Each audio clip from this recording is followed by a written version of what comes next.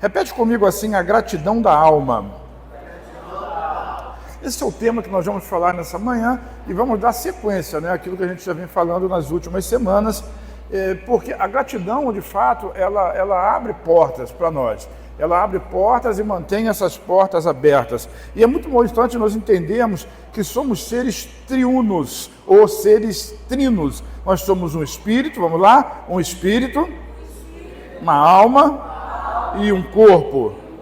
Pois é, nós temos um espírito que possui uma alma que habita em um corpo. Então somos seres trinos ou triunos e essa é a nossa característica. A nossa alma, diz comigo alma. A alma é a mente, as emoções, os sentimentos, a razão, é aquilo que está em nós e que nos faz refletir, nos faz pensar, nos faz sentir, que nos dá relacionamento com o mundo físico. Nós nos relacionamos com o mundo físico através da nossa alma e a alma se relaciona com o mundo físico através dos nossos sentidos. Por isso, os olhos, a audição, a visão, a audição, o tato, o olfato, o paladar, eles são tão importantes na comunicação que nós temos com as coisas físicas. Então o vizinho ele está fazendo um churrasco e você percebe que aquele churrasco ele está muito o quê? Cheiroso. E aquilo mexe com a sua alma e já ativa no seu corpo uma vontade de comer churrasco. Mas o vizinho do lado daquele não está muito satisfeito, mas ele não tem carne em casa, então ele passa um café e liga o ventilador, porque o café está no mesmo preço da carne, e aí o vizinho vai ligar um com o outro, o cheiro do churrasco, o cheiro do café. Mas o que eu estou dizendo é que, através dos nossos sentidos, nós estimulamos o nosso corpo, para quê? Para ter um bom relacionamento, ou um relacionamento ruim, com o mundo que está à nossa volta. Eu estou explicando um pouquinho de alma para você, para que você possa compreender perfeitamente bem, dar uma base para aquilo que nós vamos falar daqui para frente. Então a nossa alma é isso. Com a nossa alma nós nos alegramos, com a nossa alma nós agradecemos, com a nossa alma nós abençoamos. Então quando eu declaro Deus te abençoe e abençoado, a minha alma está entrando aí nessa razão e eu estou declarando uma palavra de Deus sobre a sua vida. E você diz amém. Então com a sua alma você responde também o seu amém. Porque você está crendo. Então a alma transformada e restaurada e resgatada e renovada, ela é muito importante no processo de cura, no processo de transformação que Deus impõe para cada um de nós. E quando nós aliamos, né, a graça de Deus, a gratidão, a nossa alma transformada, isso se transforma numa ferramenta poderosa, numa arma poderosa que abre portas, mantém portas abertas e que nos sustenta no tempo da alegria e também no tempo da dificuldade. Por isso eu quero ler com vocês o Salmo 103, porque o Salmo 103, eu tenho falado sobre ele algumas vezes, partes dele hoje mais uma vez, ele ministra diretamente a nossa alma, de maneira que nunca podemos deixar de dar graças a Deus, de sermos gratos a Deus e nem nos esquecermos de nenhum dos seus benefícios, nenhuma das suas bênçãos. Vire para quem está ao seu lado e diga: não se esqueça. Então o Salmo 103, de 1 a 5 diz assim: bendiga o Senhor a minha alma. Repete a frase comigo. Bendiga o Senhor a minha alma. Então nós estamos aqui ministrando a nossa alma e dizendo: alma, bendiga ao Senhor. E ele continua dizendo, Davi continua dizendo: bendiga ao Senhor todo o meu ser. Diga: todo o meu ser. Ou seja, seu espírito, sua alma e seu corpo bendigam ao Senhor. A alma expressa essa bênção, a alma expressa essa alegria, a alma expressa essa gratidão, que também pode ser manifestada no corpo. Quando você bate palma, vamos dar um aplauso ao Senhor Jesus. Então o seu corpo, todo o seu ser, todo o seu corpo louva ao Senhor. Quando você dança, quando você pula, o seu corpo está demonstrando honra e gratidão a Deus, né, debaixo daquela palavra, daquela adoração, daquele louvor. Ontem lá perto de casa, o Mancando de Ré, que é o bloco carnavalesco que passava lá pela rua, agora eles estão diminuindo, Mancando de Ré. Estão diminuindo e tem só um palanque lá que vai até 9 horas da noite, mas as pessoas, é o nome dos caras, não posso fazer nada. Até cortar isso aí para não dar moral a ninguém, né? Então, ou então fica tocando lá aquelas músicas lá, os sambas, as coisas lá que tocam nesse período, e as pessoas cantam e pulam e não sei o quê, porque eles estão expressando a alegria deles na manifestação do corpo, na manifestação da mente, na manifestação da razão. E conosco não é diferente, mas nós temos uma razão melhor, digo uma razão melhor. Então, versículo 2 diz: bendiga ao Senhor a minha alma, não esqueça de nenhum dos seus benefícios, não se esqueça de nenhuma das suas bênçãos. E aí ele começa a enumerar, depois que ele disse não podemos esquecer, ele enumera 6 razões pelas quais nós não podemos deixar de dar graças a Deus. Então ele começa dizendo: é Ele que perdoa todos os meus pecados. Vamos repetir? É Ele que perdoa. Eu tenho certeza que Deus, o Espírito Santo, ele começou essa lista de 6, como é Ele que perdoa todos os meus pecados, justamente porque quando você tem a consciência de que seus pecados foram perdoados, isso lhe abre portas para você receber os outros benefícios, as outras bênçãos. Porque enquanto você pensa que não merece, você não recebe.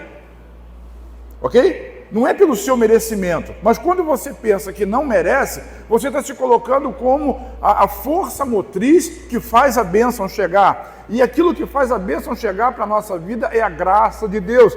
Por isso nós declaramos: bendize a minha alma ao Senhor. Senão a gente diria: bendize a minha alma ao Samuel, bendize a minha alma a Ilma, bendize a minha alma ao Diego. Não, mas é bendize a minha alma ao Senhor. É Ele, porque é Ele que me abençoa com todas essas bênçãos. Então, abre logo esse caminho dizendo que todos os seus pecados, diga todos os meus pecados, estão perdoados. Pecados passados, pecados presentes e pecados futuros. Portanto, não há condenação para aqueles que estão em Cristo Jesus. Por quê? Porque a lei do Espírito que dá a vida já te libertou da lei do pecado e da morte. Então ele começa abrindo o serviço com essa palavra. Depois ele continua dizendo: bendiga o Senhor a minha alma. Versículo 3. Então é Ele que cura, diga cura, todas as suas doenças.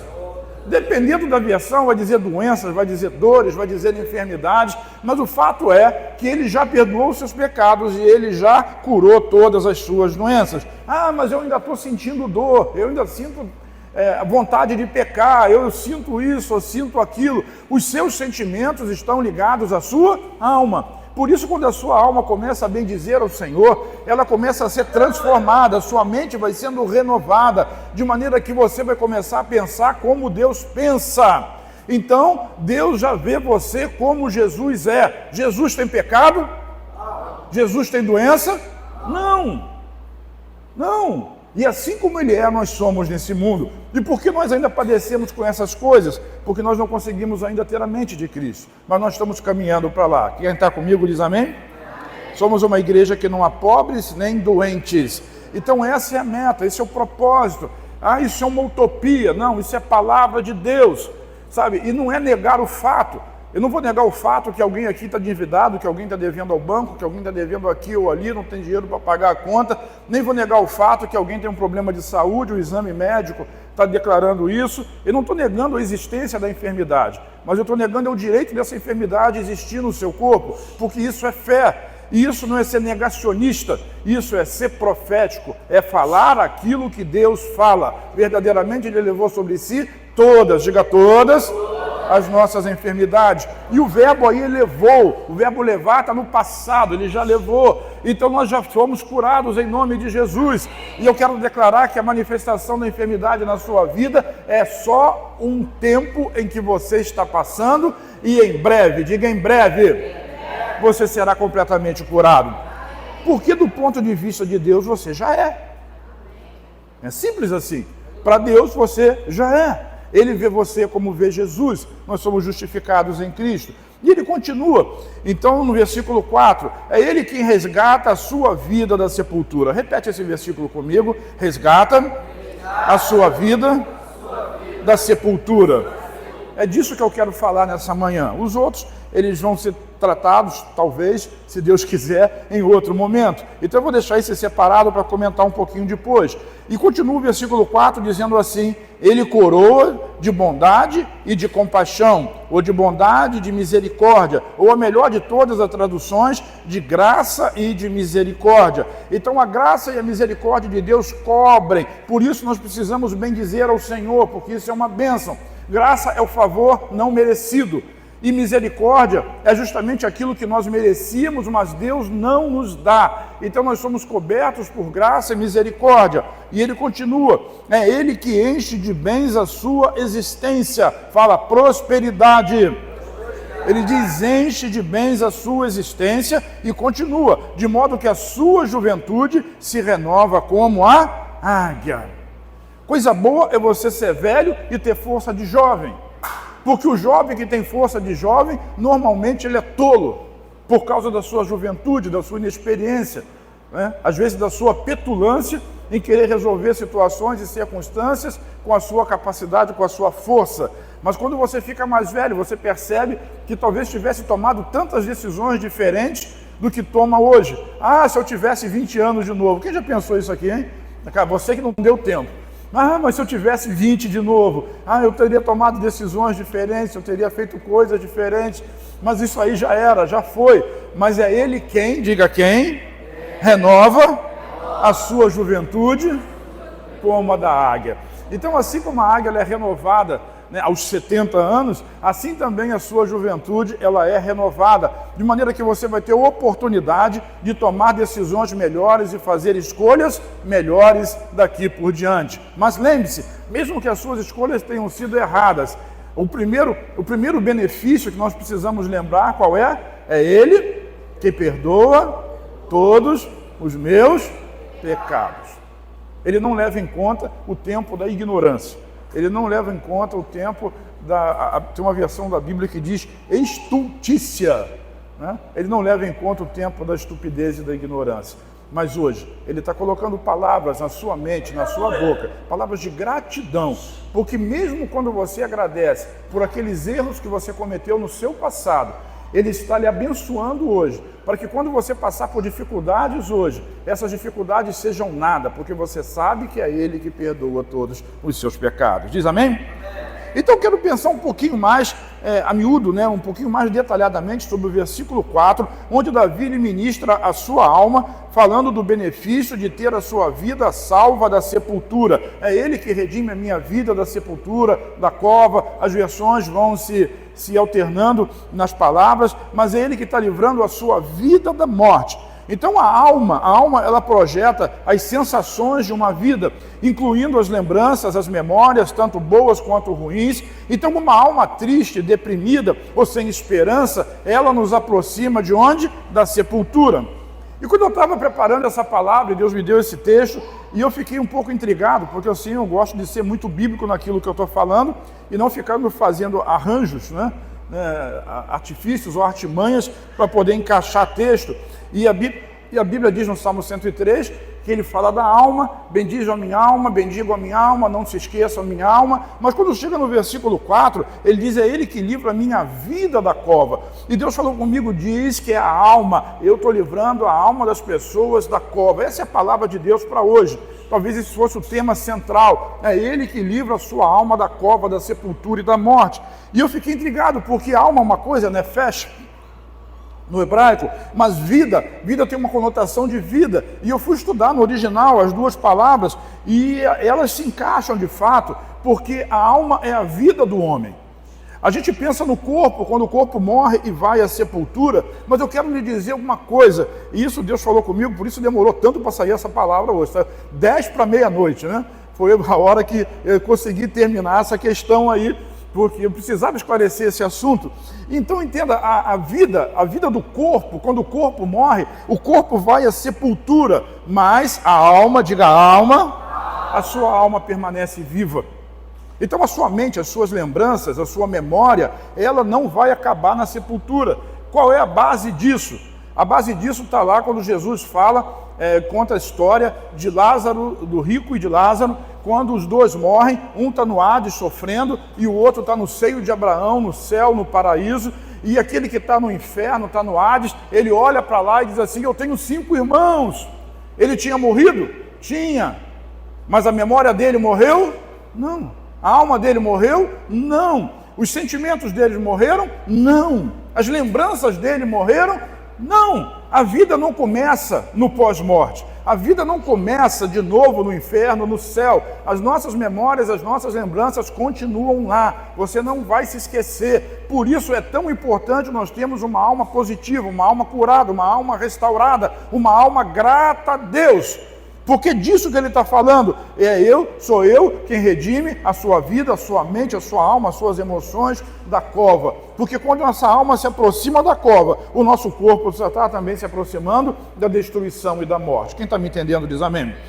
Então é Deus que nos livra da cova, por isso devemos ser gratos. É Ele que nos devolve a alegria e a esperança. É Ele que nos cura do passado e nos livra da condenação. O Salmo 69, versículo 18, diz assim: aproxima-te de minha alma e redime-a. Aproxima-te de minha alma e redime-a. Resgata-me por causa dos meus inimigos. Vamos ler esse texto? Está numa versão assim um pouquinho antiga, mas vamos juntos? Aproxima-se.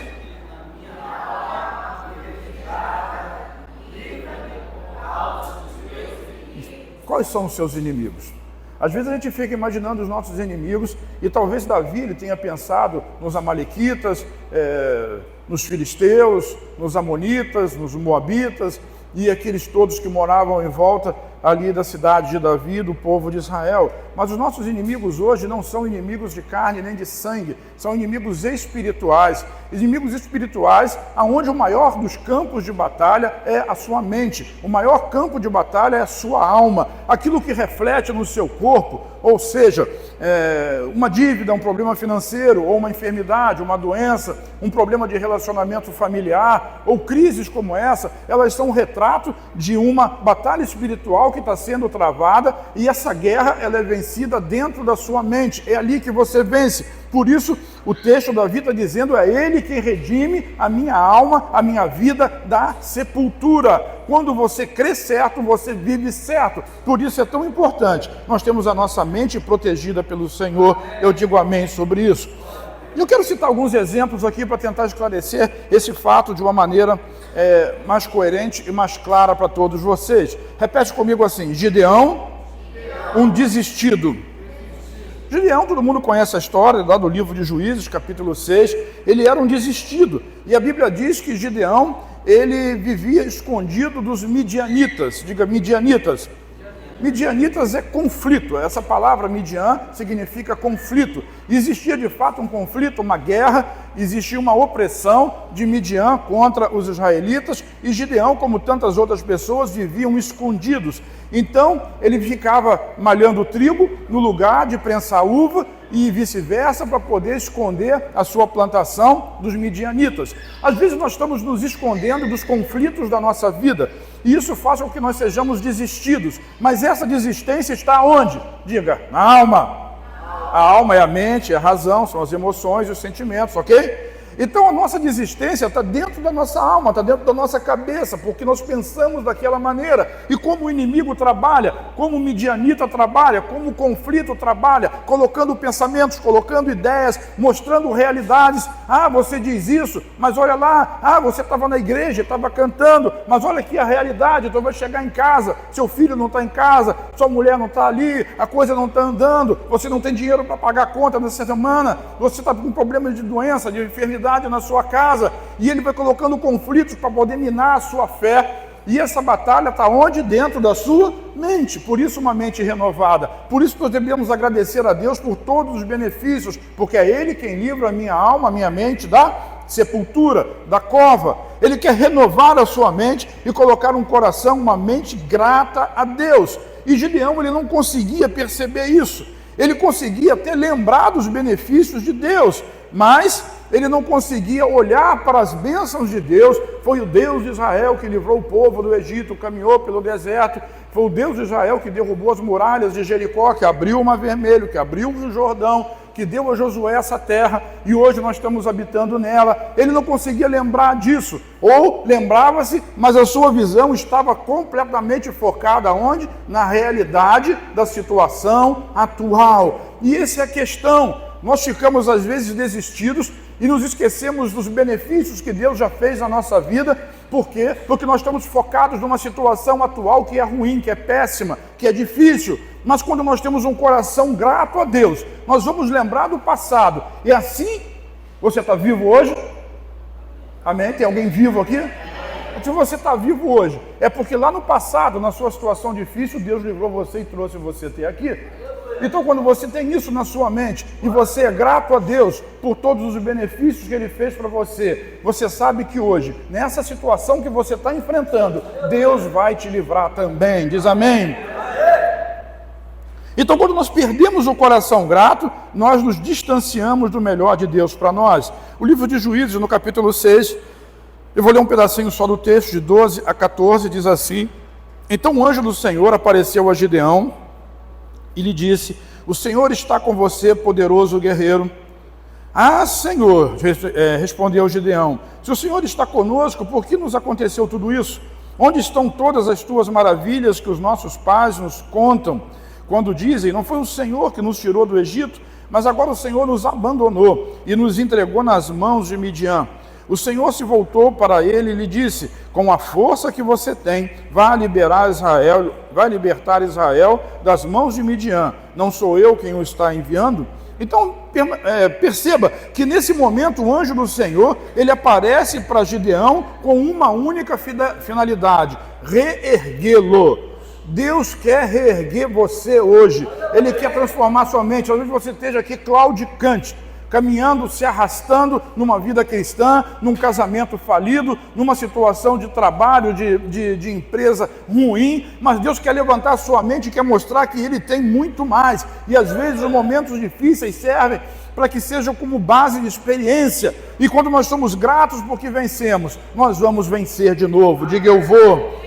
E não foi nada diferente. Gideão era um cara medroso, que estava escondido, desistido. E Deus, quando aparece para ele, diz assim: levanta, levanta, Gideão. Você é um poderoso guerreiro. Você não é um marido fracassado, não é um pai fracassado, não é um provedor fracassado, não é uma mulher desistida, nem abusada, nada disso. Você é um guerreiro de Deus, você é uma guerreira de Deus. Você é um jovem portentoso, Deus está com você. Então essa é a palavra, uma palavra de restauração da alma, da mente, de restauração da imagem, da autoimagem que Gideão precisava recuperar. Por quê? Porque Deus tinha uma missão para ele. Deus tem uma missão para você, diz amém. Deus tem uma missão para você. Naquela época era hoje somos todos nós temos uma missão dada por Deus, e Deus quer levantar cada um de nós como Gideões dentro desse tempo. Gideões depois dos seus 300, Deus quer levantar homens e mulheres com força, que não ficam olhando para trás e pensando na dificuldade e olhando para a situação, mas que tem um coração grato e que conseguem ver Deus em todas as circunstâncias. Diga, eu vejo Deus em todas as circunstâncias. Seja grato a Ele por todas as circunstâncias. Sabe, Ele não estava abandonado, o Senhor nos abandonou. Não abandonei. Deus estava presente em todo o tempo. Sim, Deus estava presente em todo o tempo. Conflitos sempre haverão na nossa vida, mas nós precisamos ver Deus além desses conflitos. Por isso o Senhor está te enviando para vencer Midian. Diga, eu sou enviado de Deus para vencer Midian. Quem é Midian? Midian são os conflitos da sua vida. Diga você, diga eu, diga eu sou um vencedor de conflitos. Você não é um gerador de conflito. Você não é Midian dentro da sua família. Você não é Midian dentro do seu trabalho. Você não é Midian dentro da sua célula, do seu ministério. Não, você é um varão, guerreiro, valente, homem, mulher de Deus, vencedor, que vai exatamente aniquilar toda e qualquer situação de conflito. Então Deus está tirando você dessa situação. E no final Ele diz: não sou eu que estou te enviando? É o mesmo Deus que fez e Ele vai fazer de novo. Diz amém? Às vezes a gente vê Deus fazendo coisas extraordinárias na vida de alguém e não percebe Deus fazendo as mesmas coisas na nossa vida, mas eu quero dizer para você que assim como Ele foi com ele, Ele também será contigo. Assim como Ele é com a pessoa que está aí perto de você, Ele será com você também. Deus é o Deus de cada um e de todos nós. Diz amém? Então repete comigo, é Ele quem livra a minha alma da desistência. Quero avançar um pouquinho. Sabe, existe um outro exemplo bíblico de um homem extraordinário. Diga Elias. Como é que é o nome dele? Profeta Elias. O profeta Elias não morreu. Ele é um cara extraordinário. E, sabe, mas com ele não foi diferente. Presta atenção. Você conhece a história. O homem que fez fogo descer do céu, consumir os holocaustos, mesmo cheios de água, que zombou dos exércitos de Baal, que matou 400 profetas de Baal e outros tantos profetas de Acera, e que fez um estardalhaço dentro do reino de Israel, em nome de Deus, trazendo palavra, fazendo com que não chovesse durante 3 anos e meio, um homem poderoso que é herói para muitos de nós. Muitos profetas de hoje dizem, eu queria ser como Elias, eu queria profetizar sobre Brasília e fazer não chover lá, ou sei lá, alguma coisa parecida. Embora os profetas de hoje ele tenham uma conotação muito diferente daquela época. Sabe, Elias foi um cara... Eu vou usar o termo invejado, né, mas não leve para o lado pejorativo. Muita gente queria ser como ele, mas não foi diferente na vida dele. Todo mundo sabe que depois de Elias ter feito todo esse estardalhaço no reino de Israel, do rei Acabe, da rainha Jezabel, ele foi ameaçado, diga ameaçado. Sabe, depois de uma grande vitória, sempre vem uma ameaça, vem um contra-ataque do inimigo, né? Vem uma situação, uma circunstância, uma fala, uma palavra para nos desestabilizar, para tirar nossa fé, ou seja, para colocar a nossa alma onde? Na cova. Porque o seu espírito está pronto, mas a sua mente fica raciocinando, fica pensando, entendeu? Fica arrazoando, é a palavra que Jesus gostava de usar, e isso vai levando você para o momento da desistência, e como o caso de Elias, no momento de depressão. Ou seja, ninguém está livre disso. Até o profeta mais poderoso, ele também está sujeito a ser atingido por um dardo inflamado do diabo e padecer e passar pelo seu momento de depressão, de tristeza. Como é que ele passou por aquilo? Ele achava que estava sozinho, só fiquei eu, triste, ninguém está lutando essa guerra, parece que só eu, sozinho, aqui, escondido e fugindo de uma ameaça, de uma rainha que já estava vencida. Estava vencida, mas ainda tem poder. Parece o diabo, né? Ele está vencido, mas ele ainda tem poder, e sobretudo o poder de enganar, de trabalhar na mente, trabalhar na alma das pessoas. E Jezabel disse para Elias, olha, tão certo como vivo, ainda amanhã ou depois de amanhã eu vou achar você, e vou fazer com você igual você fez com esse exército inimigo. Olha, eu quero dizer para você uma coisa, o diabo ele vive de ameaça, mas ele não pode tocar você. Ele não pode tocar na sua vida, ele não pode tocar no seu corpo. Você não pode deixar ele mexer. E a única forma dele mexer conosco é exatamente através do engano, da mentira. Quem está me entendendo? Irmão, isso é tão importante. Se você colocar isso em prática na sua vida e ser grato a Deus, nós vamos virar esse jogo. Virar o jogo na família, virar o jogo no ministério, virar o jogo em todos os lugares. Como igreja, nós estamos plantados aqui, enquanto o louvor estava cantando, Deus estava falando comigo, eu quero ver essa igreja como algo diferente dentro desse bairro. Eu plantei vocês aí para serem diferentes desse bairro. Não é para fugir daqui, não é para falar mal daqui, mas é uma igreja que vai ser próspera, que não vai ter doente, uma igreja que vai investir na reestruturação do bairro. Eu estou falando de investir dinheiro também, recursos, capital, poder financeiro, poder político, poder cultural. São as colunas que movem um país, a cultura, a política, as finanças, a economia. Então, esse tipo de coisa. Nós estamos aqui, nós somos essas pessoas, mas nós estamos aqui como uma águia no meio de um galinheiro. E se você cria um filhote de águia no meio dos pintinhos, ele vai aprender a ciscar e a comer minhoquinha na terra, ou broto de grama, ou de mato. Mas você não é uma galinha, você não é um pintinho, você é uma águia. E a palavra de Deus é direta sobre nós a esse respeito. Agora, a nossa mentalidade precisa mudar. Não se prospera sem ter uma mentalidade transformada. Não adianta. Não se reconstrói famílias se não tiver uma mentalidade restaurada, porque a sua mentalidade antiga só serviu para destruir a sua casa, destruir a sua família, destruir seu negócio, fazer você perder o emprego. A culpa é sempre do outro, a culpa é da mulher, a culpa é do marido, a culpa é do filho, a culpa é do pai, a culpa é do patrão, a culpa é do Lula, como antigamente era do Bolsonaro, e daqui a 2 anos vai ser de outro cara. E a gente está sempre colocando culpa em alguém, culpa em alguém, culpa em alguém. Meu Deus! Mude a mente, seja renovado pelo poder da palavra, não deixe a sua mente ir para a cova, você não é mais um no meio da multidão. Diga, eu sou casa de restauração. Mas essa restauração precisa começar na sua casa. Eu não estou falando nem da sua casa de tijolo, de barro, de concreto, sei lá. Eu estou falando nessa casa. Nessa casa precisa começar. Precisa começar. Aqui dentro. E é assim que nós vamos mudar essa história. Quem está comigo diz amém. Agora, ninguém é imune, irmão, de problemas e de sofrer dificuldades. E tem gente que deseja até voltar para casa.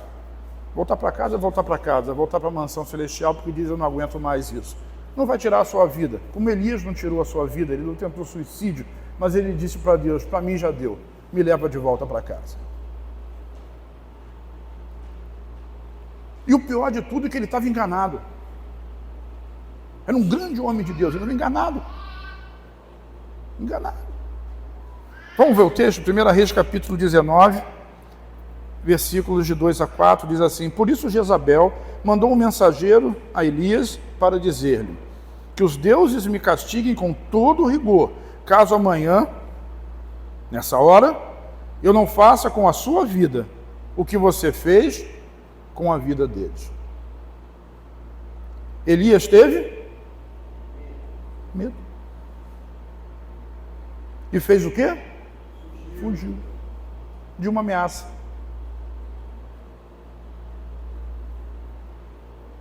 Eu estou com o nome na ponta da língua, mas esqueci a pronúncia. Tem um primeiro-ministro da Inglaterra, e quando ele estava no leito de morte, já bem velhinho, ele disse uma frase. Alguém perguntou para ele qual foi a situação mais difícil da vida dele, e ele disse para a pessoa assim, as situações mais difíceis da minha vida foram aquelas que eu tive muito medo, mas que elas nem chegaram a acontecer. Às vezes a gente tem medo de coisas que nunca vão acontecer. Por quê? Porque simplesmente foi ameaçado.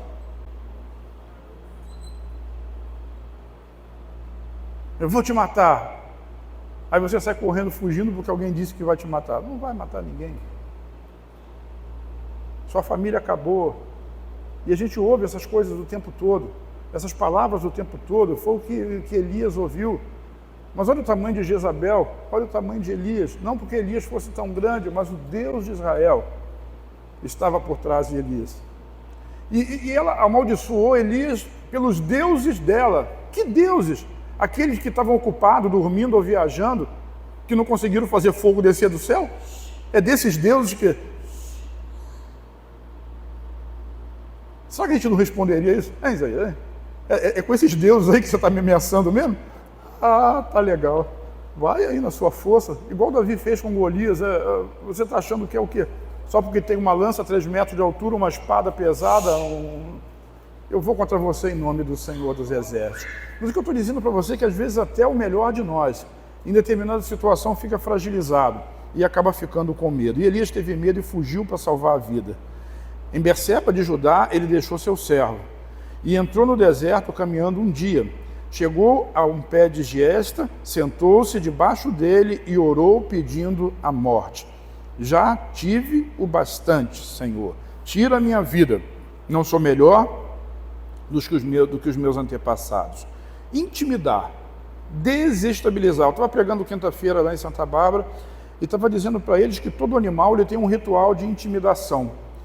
E estava falando no texto de Davi, também sobre ação de graças, porque Davi foi tão vitorioso. Quando o urso se levanta para atacar, primeiro ele fica em pé, nas patas traseiras, mostra as garras, mostra os dentes e dá eu não sei como é que é o nome do grito do urso. Do urso. Por que ele faz isso? Porque quando ele abate a alma, você sabe que qualquer animal tem alma, né? O animal ele tem alma, ele sente coisas não tão desenvolvidas como nós, mas ele tem apreço, ele gosta do seu dono, ou ele tem raiva de alguém. Já viu aquele animal que corre atrás de alguém, não pode ver a pessoa? Por que será? Né? Alguma coisa aconteceu ali que ele ficou zangado, ficou irritado e não gosta daquela pessoa. Né? Lá em casa, todos os animais que nós tivemos gostavam muito de mim e muito pouco dela. Por quê? Eu não sei por quê, mas o animal ele tem alma. Então, quando o urso se levantava, o que ele estava fazendo ali? Intimidando, fala intimidando. Davi ficou intimidado com o urso? Não. Quando o leão vai atacar, o leão ele mostra o sorriso dele, né? Para quê? Para mostrar os dentes, as garras, para poder intimidar a presa. E se tu vê um leão vindo para cima de você, tu vai ficar com medo. Sabe, Golias não fez diferente. O cachorro é assim. Quando você acusa o cachorro, ele mostra os dentes para você e pode ser que não faça nada.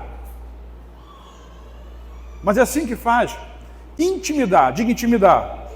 Sabe, o diabo se levanta contra você e quer te intimidar. Ele quer mostrar os dentes para você. Mas isso não é o suficiente para desestabilizá-lo. Elias sofreu, fugiu, mas Deus estava presente para levantá-lo novamente. Repete comigo assim, todas as vezes que o diabo mostrar os dentes para mim, eu vou pegar a escova e sabão e lavar a boca dele. Você não precisa ter medo disso. Você pode enfrentar isso no nome de Jesus. Mas a mente precisa ser renovada. Por que Davi venceu Golias? Porque quando chegou na hora do gigante, ele já tinha um coração grato a Deus, porque Deus já tinha livrado ele de um urso e de um leão. Do que você tem mais medo? De um urso, de um leão ou de um homem?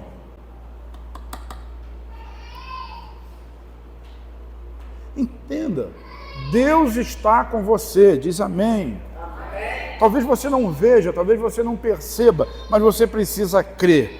Então, 1 Reis 19, versículos 13, versículo 15, versículo 18, diz assim: E sucedeu que, ouvindo-a, Elias envolveu o seu rosto na sua capa e saiu para fora, e pôs-se à entrada da caverna, e eis que veio a ele uma voz que dizia, o que dizia a voz? Vire para quem está ao seu lado, você sabe o nome dessa pessoa, e pergunta para ela, o que fazes aqui? Fazes aqui, fulano? O que você está fazendo aqui, fulano? Esse aqui, no caso de Elias, era um lugar, era uma caverna. Mas no nosso caso aqui, o que você está fazendo da sua vida, fulano? Você está murmurando, você está reclamando. Diz que o louvor e a adoração fala para Deus, em glória. Mas a murmuração e a reclamação são louvor ao diabo e aquilo que ele está fazendo na sua vida.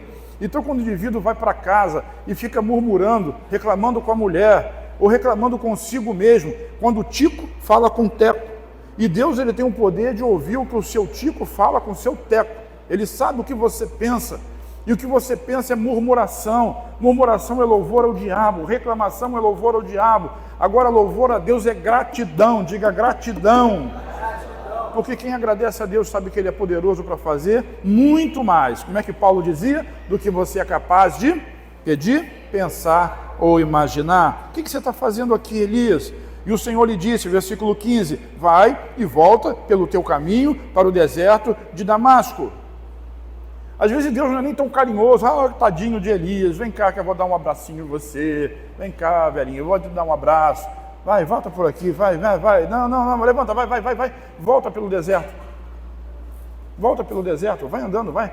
O Senhor podia pelo menos me dar super velocidade. Você sabia que o The Flash foi inspirado em Elias? Porque Deus tocou em Elias, ele correu mais do que as carruagens do rei. Quando Deus toca em alguém, ele tem superpoderes. Elias se transformou no The Flash. Mas agora, quando ele tinha que voltar por um caminho que ele não deveria ter percorrido, o que ele teve que fazer?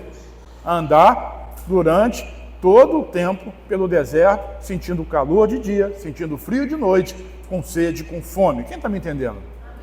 Às vezes o caminho de volta, meu irmão, é muito mais difícil do caminho que você precisa continuar. E quando você se afasta, eu não vou pedir para se manifestar aqui quem já se afastou da igreja e foi fazer um monte de coisa errada por aí, Mesmo sabendo que Deus já perdoa todos os seus pecados, o caminho de volta é sempre muito mais difícil. O caminho do desistido é sempre muito mais difícil. O caminho do deprimido é sempre muito mais difícil. E Deus agora ele não faz a mão na cabecinha de Elias, ele simplesmente diz, levanta e volta. O que você está fazendo aqui? Eu mandei você vir para cá? Você veio para cá porque você quis. Está com medo de quem? Volta, Elias, volta, Elias. Versículo 18. Aí Deus completa essa história da chateação de Elias, que estava tristinho. Também eu fiz ficar em Israel 7.000, diga 7.000. Todos os joelhos que não se dobraram a Baal. E toda a boca que não beijou. Ou seja, Elias vira para quem está ao seu lado e fala: cessa o argumento. Cessa o argumento. É o que Deus gosta de dizer.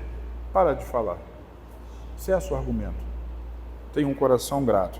Volta pelo caminho, que a sua missão não acabou. Vire para quem está ao seu lado e diga: a sua missão não acabou. Agora eu quero terminar com um último exemplo. Não terminar a mensagem, mas falar do último exemplo. Senta aí, não levanta não. Eu queria falar um pouquinho de Paulo sem esperança. Você já viu Paulo sem esperança? Paulo sem esperança. Eu vou contar uma história que é muito legal.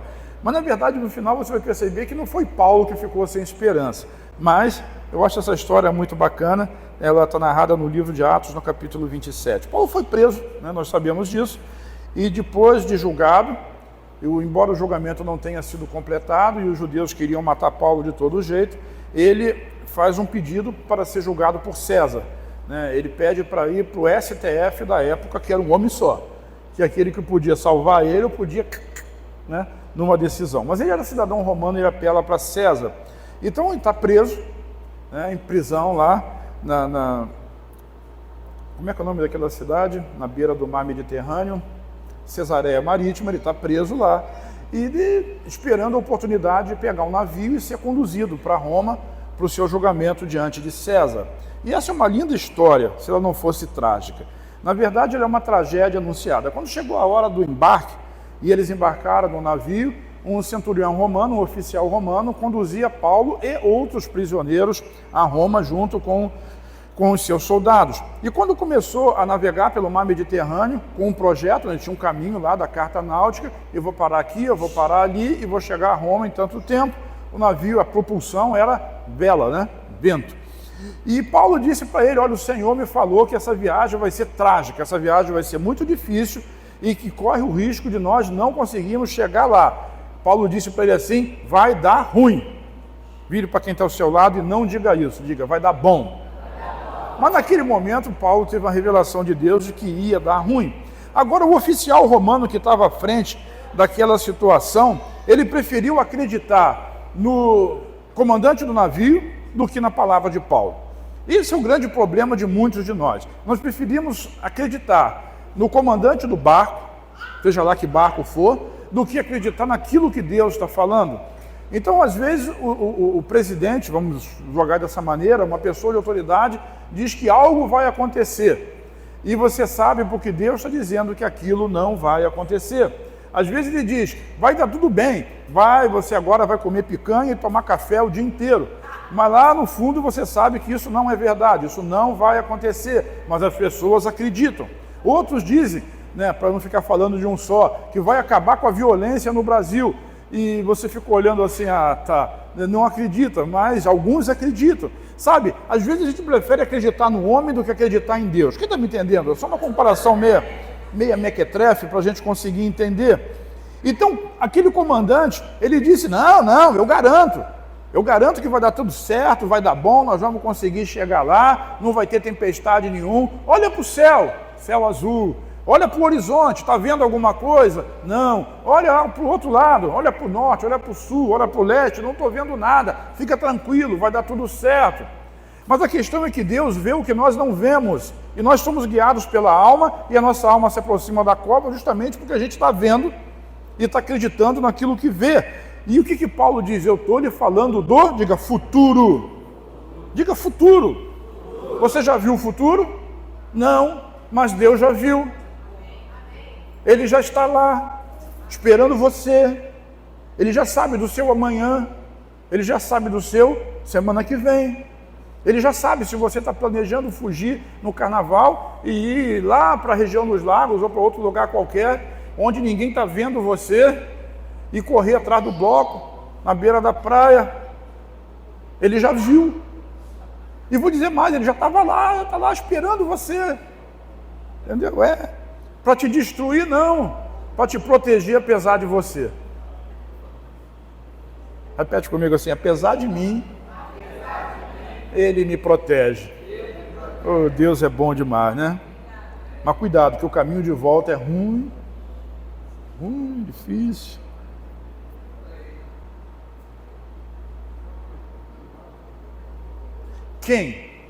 Quem nunca sofreu com as tempestades da vida?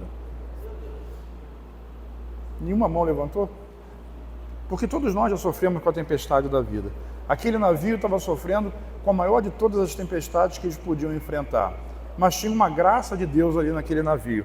Como é que chama a graça de Deus naquele navio? Paulo. Por que Paulo?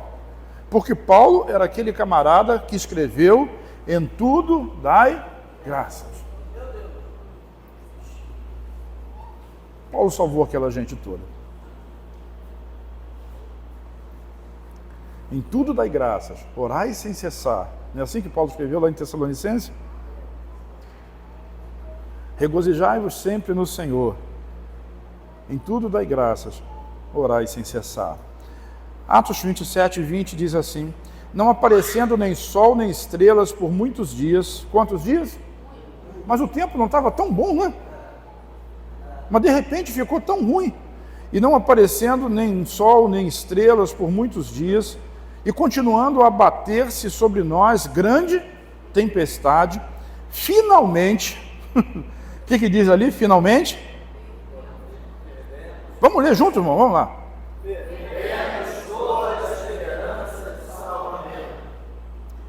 Mas o capitão não tinha dito que ia dar tudo certo? E Paulo não tinha dito que ia dar ruim?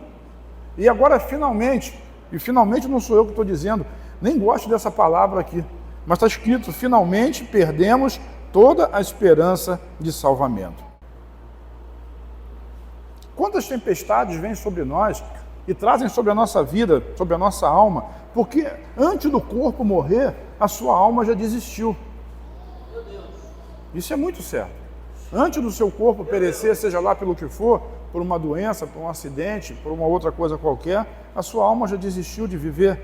E ali finalmente diz, eles ficaram e perderam completamente, perderam toda a esperança de salvamento. Eles estavam prontos para quê?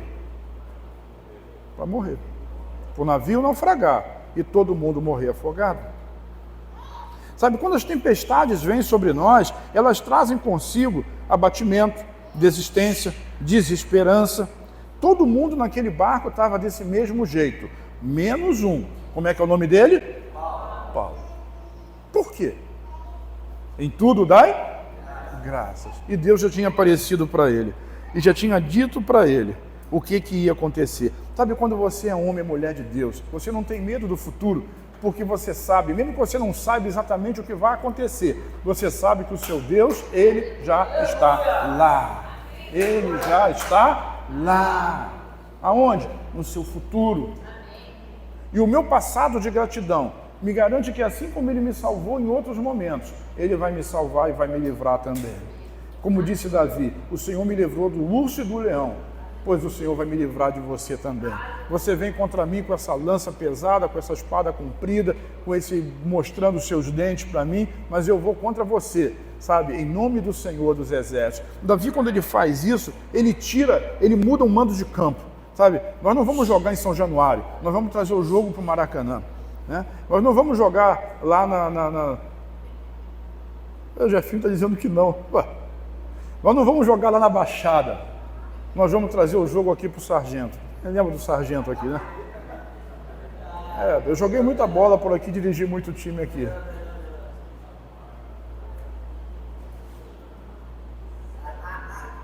Um monte de crítico aqui falando assim para mim. Continua, irmão. Continua lutando no campo do inimigo e vê onde você vai chegar. mas eu vou trazer essa luta para o meu mando de campo. É disso que eu estou falando. Você quer jogar no seu campo? No campo do diabo, problema seu. Mas eu quero dizer para você que o que Davi fez foi trazer essa luta para o mundo espiritual. A luta de Golias era com espada, com lança. A luta de Davi era em nome do Senhor dos Exércitos. Saiu daquele plano e foi para outro nível. Todo mundo naquele barco estava no nível da tempestade. Agora Paulo não estava no nível da tempestade. Ele estava fisicamente no nível da tempestade, mas ele sabia que existia uma palavra, digo uma palavra, que o garantia longe, acima da tempestade da vida. Diz amém, irmão?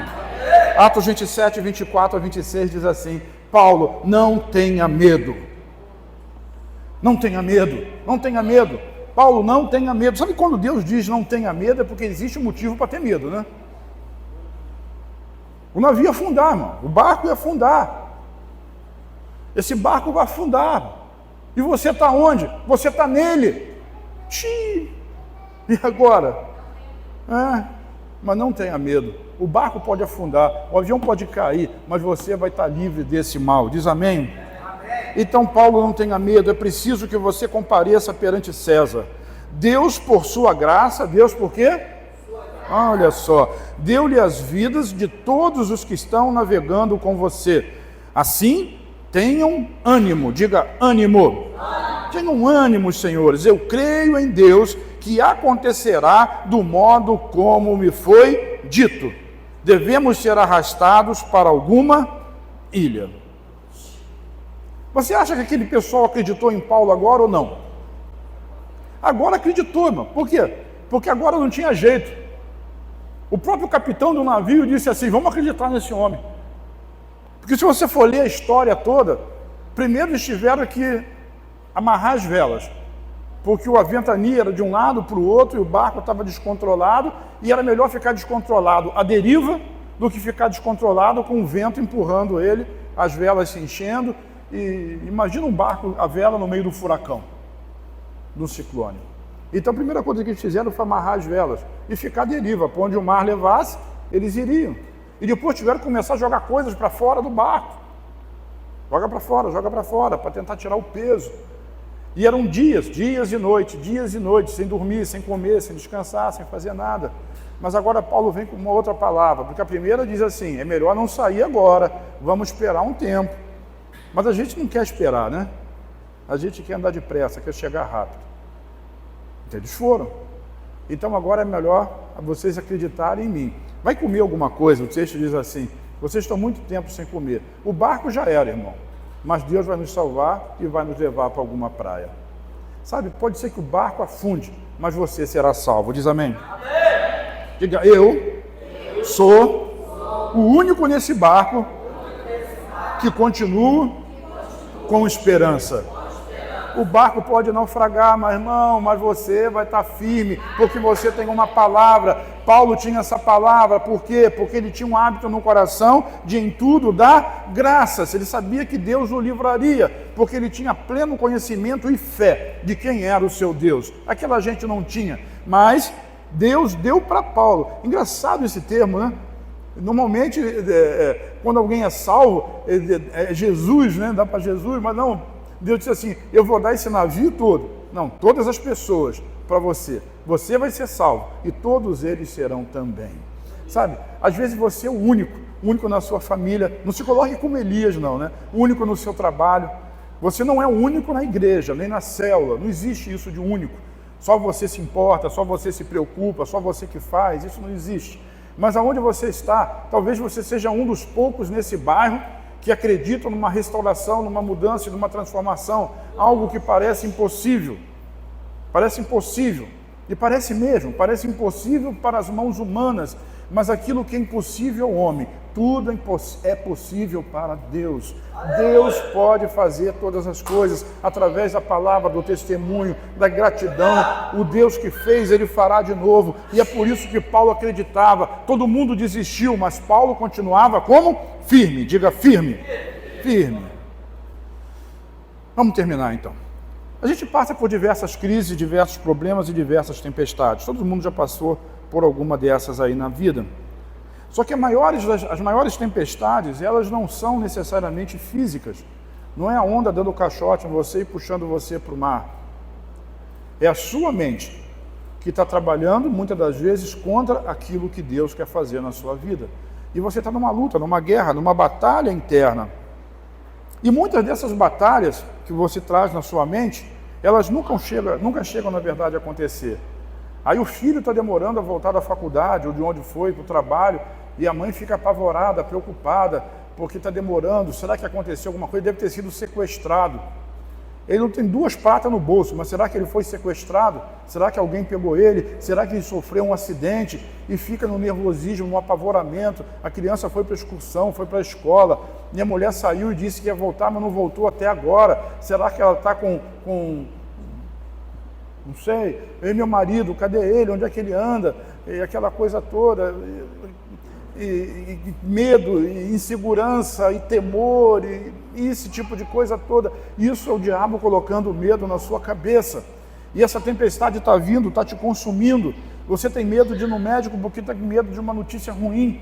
Você tem medo porque tem medo de, e o medo está paralisando, está destruindo você. E todas essas coisas estão dentro da sua mente. Agora, eu quero dizer para você que Deus, Ele quer levar você além dessa crise do momento e dos sentimentos de derrota, de perda, de solidão e de desespero. Por quê? Porque quando nós temos a experiência da graça de Deus, do poder de Deus, e reconhecemos Deus na nossa vida e todos os seus planos em toda e qualquer situação, nós somos mais do que vencedores. Sabe, às vezes a gente fica com medo. Nós estamos numa vibe lá em casa que a gente está cansado de ir a médico, mas não significa dizer que a gente não vá, né? Às vezes não consegue, né? Eu tenho um plano de saúde, consegue no médico, consegue nada. É a luta nesse país, mas isso vai mudar em nome de Jesus.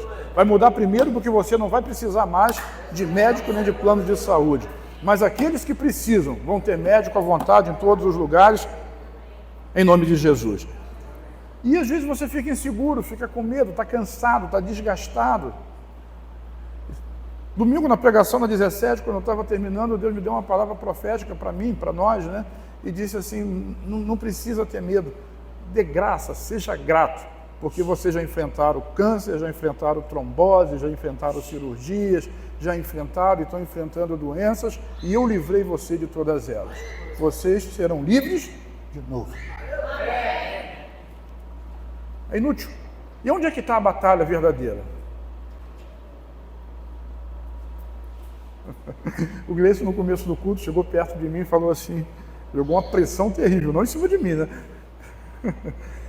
Nós precisamos de pelo menos 5 mil reais nesse domingo, para terminar perdendo de pouco. Não vai eliminar o problema, mas a gente vai perder de pouco nesse mês. E falei para o Jefinho.